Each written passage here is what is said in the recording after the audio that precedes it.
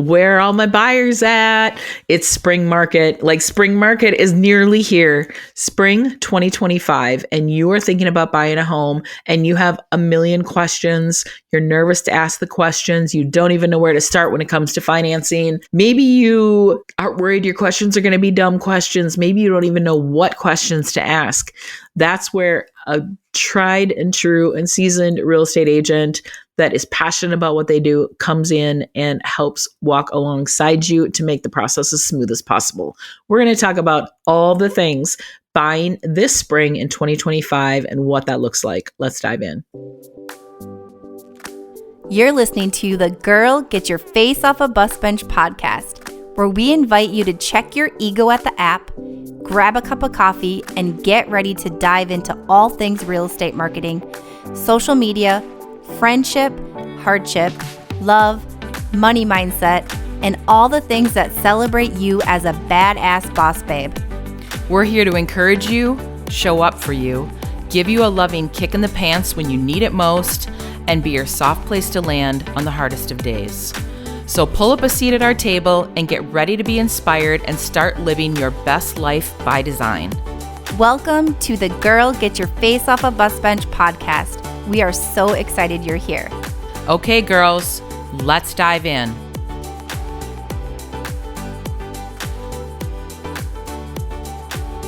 Hey buyers, this episode is for you. If you're thinking about buying a home here sometime spring 2025, what do you need to know to be able to make the decision that is the best for you and your family? We're going to talk about all the things today. So let's just jump in here. Let's talk about some of the key trends that we're seeing in the real estate market. So on a national level, we're seeing about 3.3 months worth of inventory. So what does that mean? It means that we're still in a seller's market, but in order to get to a balanced market, we need more like 5 to 6 months worth of inventory. Here in the Twin Cities, our inventory is considerably less than a lot of the other parts of the country. So when NAR, the National Association of Realtors, is looking at things on a national level, they're saying about 3.3 months worth of inventory. However, I would say in the majority of the neighborhoods in the Twin Cities, and the sexier the neighborhood, the lower the amount of inventory that we're going to have. I have some buyers right now that are on, we've got a customized home search set up for them.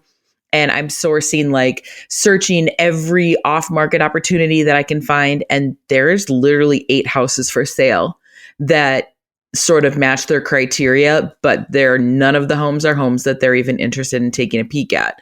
So it is interesting. There are some little neighborhoods, and a lot of times it's school district driven. Sometimes it's location, proximity to a lake or a lake community. Those neighborhoods and those little pockets of the Twin Cities are seeing far less inventory than the rest of the metro area. And I'm sure wherever you're listening to this, you're imagining and you're like seeing the same thing in your community, that school district, location, niche little things about a community. Like here in the Twin Cities, one of the types of homes that, man, I wish I could get my hands on more of is mid-century moderns. If you're a buyer and have your heart really set on like a true mid-century modern, not just a home that was built in the 50s, but a home that has a lot of like exposed wood and like really cool floor plan and sort of like those modern cabinetry and really beautiful lines on the outside, those homes fly off the market here in the Twin Cities. So it just kind of depends on what you want to buy and versus like, can you be flexible with any of your wants versus needs list? So how are interest rates affecting things? Well, I think last year speaks volumes for itself, is that we had the lowest amount of sales in the country than like what we dated back to 1995. So what does that tell us? It tells us that a lot of buyers were just sitting on the fence. Why are they sitting on the fence? I've had buyers say we're waiting for the market to crash. I'm like, well, I mean, I hate to be the bearer of bad news, but like there's really nothing on the horizon that says that's going to happen. And waiting for interest rates to lower. We got a little bit of a tease last year. The Fed said that they were going to like lower the prime rate more than they did. Housing and job reports came out different. And so interest rates stayed higher longer than what we've been anticipating. However, I read a report a couple weeks ago, and I really loved how the author phrased it. They said buyers are recalibrating their expectations. So if you need a home, if you need to change the home you're currently living in, how are you going to recalibrate your expectations and just say, okay, well, we're probably not going to have a 3% interest rate. So how can we do things differently to really take advantage of the market? One thing that I'm seeing a lot of, so many times buyers are also sellers. So I am having conversations with my buyers that also own houses. Sometimes it's really hard to give up that 3% interest rate. I get it. We're sitting on 3.5% where we live. And I'm like, it will be a hard day when we decide to make a move. And I want to make sure that it would be really, really worth it to give up our interest rate. But if you're sitting in perhaps your starter home and you have that 3 to 4% interest rate and you don't want to give that up, could you turn your current home into a rental and use part of like that rental income to qualify for your next home? And would that make sense for you to be a landlord and keep that awesome house and start building a real estate portfolio and build some generational wealth? Like, what could that look like? So we're having these conversations and exploring every opportunity and every option, because this is not a one size fits all. We talk about that on the podcast a lot. Nothing in real estate is a one size fits all. And it really is specific to what is happening for you and what makes the most sense for you and your needs and your comfort threshold, your risk threshold, like all of those things. So I love to have that conversation. But yeah, interest rates, I would say, are affecting affordability. It was interesting when interest rates dipped down a little bit last fall in 2024. All of a sudden, we saw this little window where interest rates were like hovering in the low sixes, maybe like a couple of people refinanced at like 5.99. All of a sudden, boom, boom, boom, applications started hitting the lenders and people were jumping on homes because they're like, well, 1 point lower in interest rate really affects things with affordability of homes. So what are home prices expected to do this year? That's a question I get all the time. And all of the financial gurus, they're saying on average, and this is like a nationwide stat, on average, the average home in the United States is going to appreciate 2.5%. However, out of all like the 10 different financial institutions that put their hat in the ring and gave their predictions, some of them are a little bit more aggressive and are saying that we'll see as high as a little bit over 4%, like 4.4%, I think was the highest one. So will we continue to see appreciation? Yes. Most likely. And when buyers are saying, well, I'm seeing price reductions all over, so like that means the sky is falling. Let's be clear on what that is. The sky is not falling when we're seeing price reductions. We're seeing price reductions because the home was not priced correctly to begin with when the seller put it on the market. And then what happens? It sits on the market, it looks stale, and so then sellers have to do price corrections in order to get the home to where the home really should be priced. But does that mean that the value has dropped? No, the original value is still there, and that's not plummeting. The expectation of the seller and what they're going to get for their home when it sells, that just might have been not calibrated correctly. So hopefully that makes sense. So let's talk about inventory. I have people say, is this a buyer's market? Is this a seller's market? So we talked about this a little bit already. We have about 3.3 months worth of inventory in all of the United States, but we have about 2 months worth of inventory or less in the Twin Cities. So what does that mean? We have to have like 5 to 6 months worth of inventory in order to even be at a balanced market. And if we have like 6 months or more months worth of inventory, then we switch to be a buyer's market.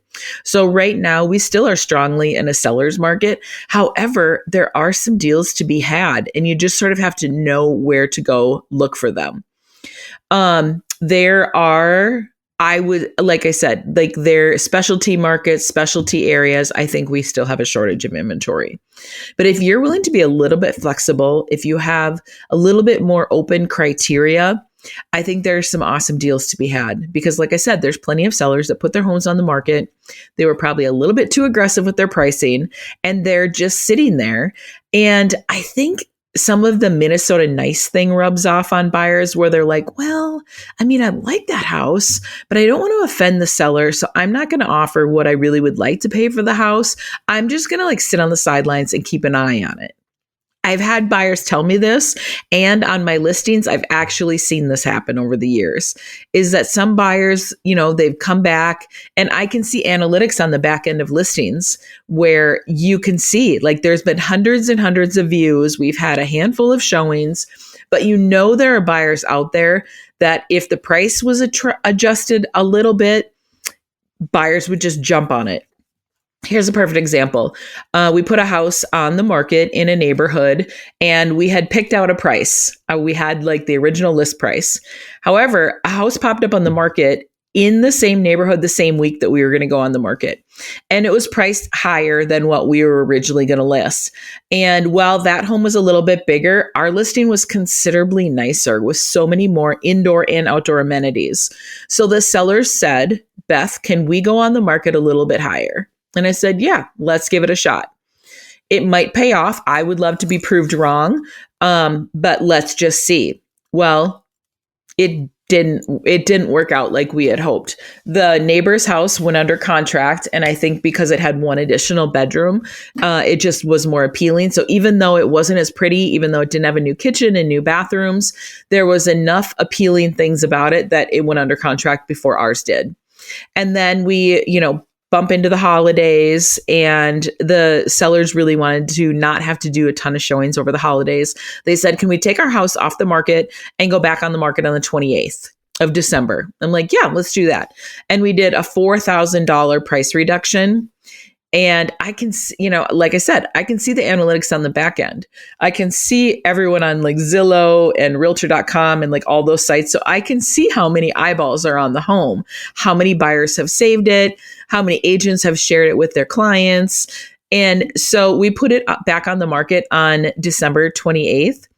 And in my mind, I was kind of thinking there were a couple of buyers that were circling pretty hard on it, but then were not pulling the trigger.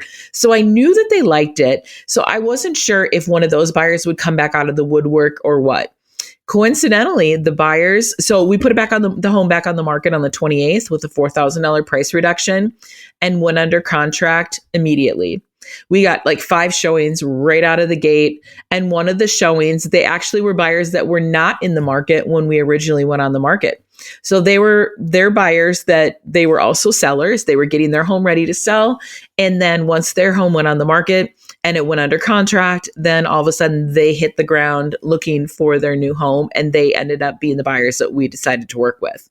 So it's just so interesting to see what little nuances and tweaks can be done on a listing, like when I'm on the selling side of things, that will attract the buyer.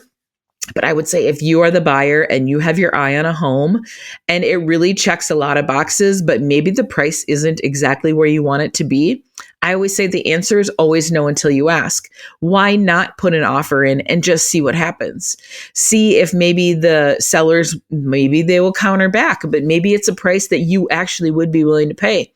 Maybe the price that you offer is the price that the sellers were hoping to get all along, but they just didn't want to put the house on the market at that price. So I would say if there's any interest in a property, I would make an offer. Why not? But we are seeing more multiple offers throughout the Twin Cities, especially, like I said, in the areas where like maybe it's a lake home, maybe it's that mid-century modern, maybe it's in a really incredible school district. Those types of properties, or the ones that show like they're straight out of a design show or a design magazine, those properties are selling really quickly. And many times in multiple offers. So you need to make sure you're having a very strategic conversation with your real estate agent. And this is conversations that we have with all of our buyers, is that if there's a multiple offer situation, we have all of the tactics and all of the tricks and all of the things to be able to make sure that we can put our buyer in the most competitive situation. And more often than not, we win the homes in the multiple offer situation.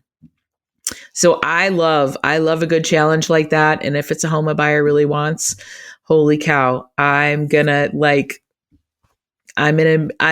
do everything in my power to make sure we can put all of our strategies to place to make the buyer win. So how are inflation and the job market conditions impacting buyers? Well, every month when all these job reports come out, the Fed is keeping a close eye on all of that. And the job reports have been pretty good overall. And I think that's one of the things that has contributed to the fact that the Fed has not reduced rates as quickly as maybe some of us had hoped. So that's always something to keep an eye on if you're like a big economic guru. But you can always Google it. And there's always like the financial experts that will break it down as to like, okay, if this, then that, and this is what we're going to see. This is what we're anticipating. So yeah, but like in terms of just interest rates coming down, I think a lot of buyers would love to see a little bit of relief in that area. And I think it would spur a lot of buyers off the fence. So it's going to be interesting to see how things start shaking out here in 2025. New construction. I love new construction. And I've been saying this for, I would say, well over a year. New construction is that dark horse that's not getting as much attention as I think it should. But let me clarify. New construction, where you go and pick out your lot and you pick out your house and then you pick out everything that you want inside the house, that's not always where the good deals lie in new construction. Many times the good deals in new construction are the spec homes, meaning a home that the builder has built. They picked out the lot, they picked out the home, they picked out the colors, they picked out the carpet, they picked out everything. And then now the home is complete or maybe nearly complete and it's for sale. So the investors that back all the builders across the country, the minute a home gets completed, the builder starts getting heat from the investors, like, get this property off the books and start slashing the price, start cutting everything. Our team has a home under contract. By the time this episode actually comes out, it will not have closed yet. But the builder told me that he goes, I don't know. It's the representative representing the builder. And he said, I don't know why, but there's about $75,000 of upgrades in this house that the builder's never going to recoup. And he goes, I don't know why they picked out all these things. I don't know why they made this house this fancy. He's like, but your buyers are getting hell of a deal. And we are basically buying the house for close to the base price. And it's a house with $75,000 in upgrades. And it's like, holy cow. But the home was sitting there. We wrote the contract sort of right before the holidays when, it was a blizzard. I wore knee-high boots to be able to like traipse through all the snow to get to the front door. It wasn't even plowed out. And I'm like, hey, buyers, like, bring some boots. Like, we're going to be like climbing through snowbanks in order to even get in the front door. But guess what? It deterred a lot of other buyers, and a lot of other buyers were not looking at the property, and we were able to score a humongous deal. And then working with the builder's preferred lender, there were spiffs with that and money cost savings there. But these big national builders, the Lennar, the D.R. Horton, the David Weekleys, like those types of builders have so many promotions going on all the time with their spec homes. It's incredible. They're even running specials where they'll do like a 4.99 interest rate type stuff. They'll pay $10,000 towards buyer's closing costs. So I would say do not snooze on the spec homes. If new construction is really something that you've been interested in, go check out some of these spec homes because there are some really, really good deals to be had. And the published price is not always many times the builder will take less than the published price. Let's talk about affordability and financing for a little bit. I would say there are a lot of really interesting and awesome loan programs out there right now. There are loan programs for nearly everyone. Especially like if you're a veteran, make sure you're talking to a lender that is really well versed in working with VA loans. Maybe you don't have perfect credit. Well, an FHA loan could be perfect for you in that regard. Obviously, fixing your credit is going to get you a better interest rate, but maybe there's some blemishes on your credit that has you sitting on the sidelines. But maybe you should be talking to a lender to see what sort of programs you currently qualify for and what you could do to increase your credit score to maybe qualify for some better programs. But there are plenty of people that are purchasing homes that do not have spot clean, the most tidy 780 credit score. There are plenty of people that are buying homes with credit scores in the 600s and are able to take advantage of loan programs out there that are getting them into homes so they can start building generational wealth. There are a lot of down payment assistance programs. There are reverse mortgage programs, which generally is a good thing for older folks. That's what that type of loan is geared towards. And it's been reworked. It's not the reverse mortgages of the old days that really got a lot of elderly people in a pinch. That program's been totally revamped. So there are so many different loan programs and opportunities. And some lenders offer some programs, other lenders are going to offer others. That's why I'd like to have this conversation with my buyers. Like, where are you at? Do you have money saved? Do you have an idea of what your credit score is? Like, what are you hoping this looks like? And then I can point you to a trusted lender that I know is going to have programs that's going to help you accomplish what you want to accomplish. I think one thing that's a little bit tricky right now in terms of like financing and affordability is homeowners insurance across the country is way higher. It's way higher than what I've ever seen. And it makes sense, when there's a hurricane in Florida every year and wildfires in California and the Midwest gets hit with tornadoes and storms and hail, and we have, hail damage on every single roof in the Twin Cities. It makes sense that insurance costs keep going up. But I would say that's one of the trickiest pieces of the equation right now, is that when home buyers are going to shop for their homeowner's insurance, once we're under contract and we get through the appraisal, and that's sort of like all, shopping for your insurance all fits in there. I would say shop around. This is not a one size fits all. Maybe you've always had your insurance with X company, but maybe Y company has better rates. I would shop that around for sure, just to see, like, does one of like the big sexy name brand places, maybe they have better programs. Maybe a small broker is going to be better for you, but it's definitely a way to save money if you shop around and see if you can get a better rate. And typically you're going to get a better insurance rate if you have better credit. So that's something to keep in mind as well. Another thing that helps with affordability is when interest rates come down, right? Like, we're all just sitting here waiting for interest rates to come down. We talked a little bit about this already. Lawrence Yun, the chief economist for NAR, the National Association of Realtors, he says that generally a rate cutting cycle is not a one and done. 6 to 8 rounds of rate cuts all throughout 2025 are likely. So what does this mean? I've had buyers reach out and say, hey, Beth, I heard that the Fed's lowered the rate, but like, why are interest rates not changing? Well, when the Fed is cutting the rate is not directly tied to mortgage interest rates.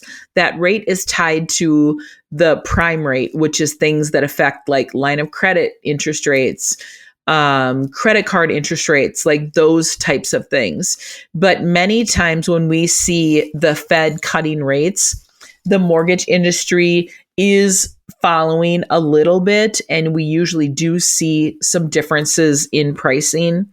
Like either just right before, when they know if the Fed is going to be making, or they're anticipating that the Fed is going to be making rate cuts, then mortgage companies will start cutting rates. But it's not like a 1-for-1 where the Fed cuts interest rates, 25 basis points, and all of a sudden everyone's thinking that home mortgage interest rates are going to be cut 1/4 of a point. That isn't quite how that works. But keep an eye out, because if the Fed is doing 6 to 8 rate cuts in 2025, it's likely home mortgage interest rates are going to come down. Some features that I'm seeing are trends for home buyers these days. A lot of home buyers are still needing work from home spaces, and they don't necessarily want to take a full bedroom and turn that into a dedicated office. So many times I have clients say, okay, well, I need 3 bedrooms, but then I also need a work from home space. Or maybe you need a couple of work from home spaces because you have 2 people in your household that work from home. And if people are on conference calls or doing podcasts or whatnot, or doing trainings and that type of thing, many times you can't share an office. And a lot of times you need to be like in 2 different parts of the home in order to be able to do your job effectively. So work from home spaces are still really popular. A trend that I'm seeing really big time in the Midwest is that buyers are placing so much more importance on beautiful outdoor spaces, which is kind of interesting because it's cold here a good portion of the year, but it seems like buyers, for the short amount of time that we have to be able to use outdoor spaces, it seems like buyers are really wanting beautiful outdoor spaces, the cafe lights hung up, the 3-season and 4-season porches, screen porches, heaters on porches, beautiful patios, fire pit areas, outdoor kitchens. I'm seeing all sorts of really interesting things. Outdoor saunas, like that's become such a huge thing, like saunas and cold plunges. I have so many buyers are like, oh my gosh, if I could find a house with a sauna, I would be the happiest person ever. Or at least have a space to put a sauna. That would, that's like one of the highest things on their list. Gourmet, beautiful kitchens, even for my clients that don't cook. It's so interesting. So many of my clients are like, we just want a pretty kitchen. We want a kitchen that has like all the beautiful touches. I would say the average client that I work with wants a white kitchen, which is interesting because wood is making such a big comeback. Mud rooms are really important. Primary bathrooms off the primary bedroom, walk-in closets. But there are plenty of those old houses with charm that show so beautifully that you can do some updates to them to really make them function better. But many times they're not going to have those big walk-in closets. They might not have super spacious bedrooms. But if the rest of the living spaces are really dialed in and beautiful, hardwood floors are finished with a gorgeous kitchen, many times buyers will make concessions. So what I always tell buyers is like, let's make a wants versus needs list. Like, what do you absolutely have to have? Do you have little kiddos and a dog and like a fenced yard is absolutely important for you? Do you need to have a work from home space? Would you love to have like a gym space, but maybe if you're close to a gym, that would be okay too. So what does that wants versus needs list look like? So I can really get to it is, right, I'm going to start that whole thought over. A question I get pretty regularly from buyers is like, Beth, how do we time the market? We really want to time this right. And I always say like timing the market is really hard to do. It's really hard to get it perfect. And more than anything, like, is it the right time for you? Like interest rates might not be ideal right now, but are you busting at the seams in your current living situation? Have you been renting for far too long? Are you living in a gigantic house that no longer serves you and you need to like downsize, or what I love to say as right size? Like, what are your life situations that are going on that is even prompting the thought for talking about making a move? And is it more important for you to like sit it out and wait for rates to come down? I have a lot of people sitting on the sidelines this whole last year waiting for rates to come down, and they didn't come down like we had anticipated. All the professionals were saying that rates were going to come down. And while they did come down from the highs of fall of 2023, they didn't come down as low as we thought. And when they were hovering right around 6%, that was so short-lived that there not that many buyers like actually jumped on that and said, oh yeah, okay, now we're going to do something. So it's incredible how many buyers that I'm working with actually are like, well, we just need to get a new house and we're going to deal with these high interest rates. And we're just hoping one day interest rates can come down. And then when interest rates come down, we will refinance. Something that was talked about a lot in 2023, but not talked about hardly at all in 2024. But I think it still has some really, really incredible staying power and good benefits for the buyers, is that if you're looking for that home and you find a home that you love and it's been on the market for a little bit, there are so many houses. That's what I'm like, I always tell buyers, like, look at a home that's been on the market for like a week. Those sellers are getting nervous and they want their house to sell, because if other homes in their neighborhood have sold quicker, they're like starting to get panicked. Like, what's wrong with our house? What's happening? What's going on? And many times those sellers are the ones that are willing to negotiate. Like, what are they willing to negotiate? Can they maybe pay some of your closing costs? Can they pay for a 2-1 buy down? Do you know what a 2-1 buy down is? A 2-1 buy down is something that has to be paid for by the seller. And a lender would tell you like how much it would cost. But for the first year you're in your home, your interest rate is 2 points lower than what your regular rate is. So let's just use a hypothetical number of, let's say you locked in a rate today of 6.75. Well, for the first year that you're in your home, your rate's going to be 2 points lower. So your mortgage payment will be based on a 4.75 interest rate for the whole entire first year. So that's going to save you hundreds of dollars every month. The second year, because it's called a 2-1 buy down, so the 2 is your interest rate is 2 points lower the first year.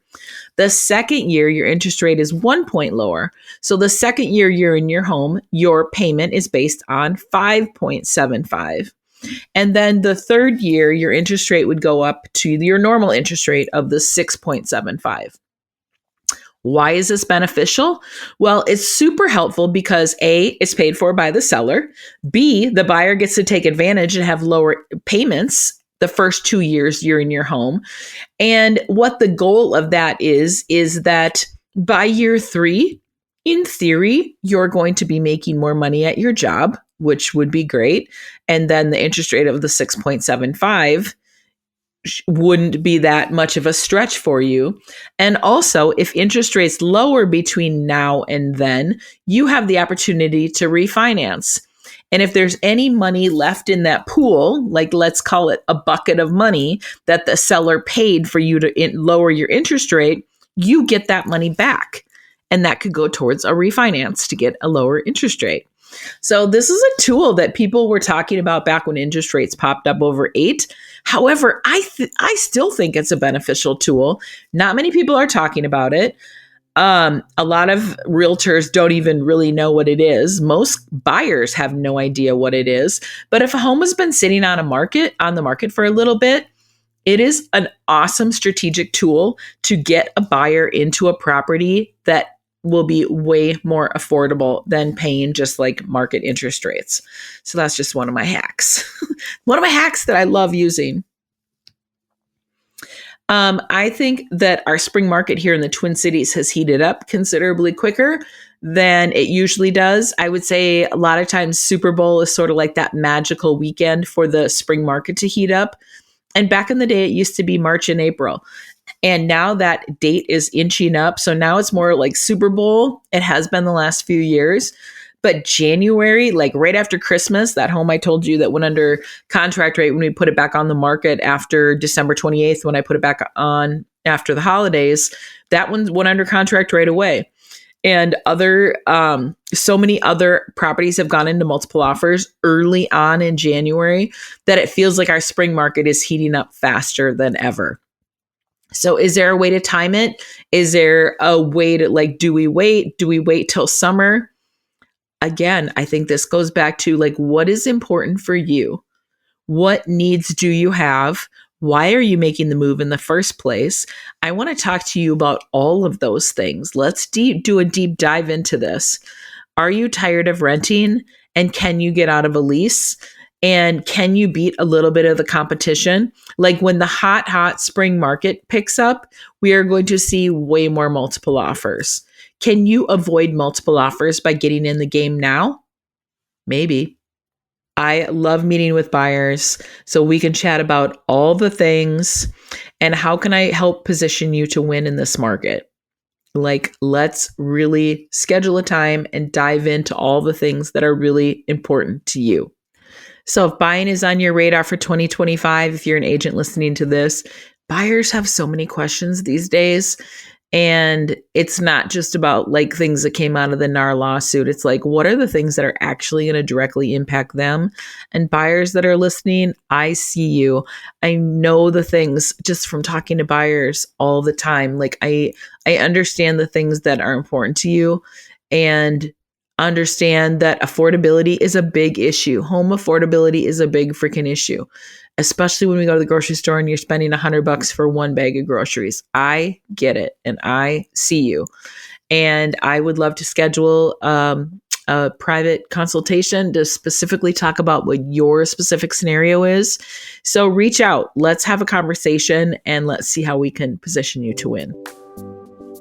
So until next time, bus bench babes, keep your face off a bus bench and keep being the badass boss babes that you are.